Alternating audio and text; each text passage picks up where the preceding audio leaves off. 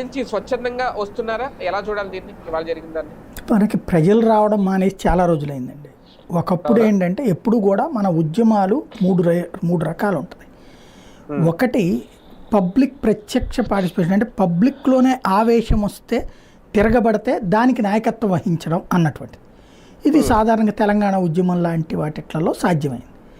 రెండవ ఉద్యమాలు ఏంటంటే ఒక ప్రజా సమస్య ఉంటుంది, ప్రజలకు అది సమస్యే, కానీ వాళ్ళు డైరెక్ట్గా రాలేరు, వాళ్ళని ఆ సమస్యని గుర్తు చేస్తూ ఈ సమస్య పరిష్కరించాలంటే మీరందరూ నా వెనక రండి, నేను పరిష్కరిస్తానని చెప్తా ముందుండేటటువంటి, ఇది వామపక్షాలు చేసేటటువంటి ఉద్యమం. ఇది రెండవ తరహా ఉద్యమం. మూడవది ఏంటంటే నిరసన ప్రదర్శన కోసం మాత్రమే జరిగే ఉద్యమం. అంటే మేము నీ పట్ల నిరసన వ్యక్తం చేస్తున్నాము అని తెలియచెప్తూ ప్రభుత్వానికి, సేమ్ టైం అయ్యా ఆల్టర్నేటివ్గా నేనున్నాను అని చెప్పేటటువంటి బాధ్యత చేసుకునేటటువంటి ఒక ఉద్యమం. ఇది ప్రతిపక్ష పార్టీలు చేస్తుంటాయి ఎప్పుడు అదే. ఇది ఇందులో ప్రజల భాగస్వామ్యం అతి పరిమితంగా ఉంటుంది. కాకపోతే వచ్చిన ప్రతి కార్యకర్త ప్రజలే అనుకోవచ్చు, కానీ ఉద్యమాల్లో ఎక్కువగా పార్టిసిపేట్ చేసింది వైఎస్ఆర్ కాంగ్రెస్ పార్టీ కార్యకర్తలే.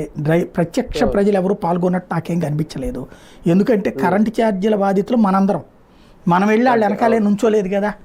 అట్లాగే కరెంటు ఛార్జీల బాధితులైనటువంటి వాళ్ళు వచ్చి నుంచోలేదు అక్కడ. వాళ్ళు చూస్తారు.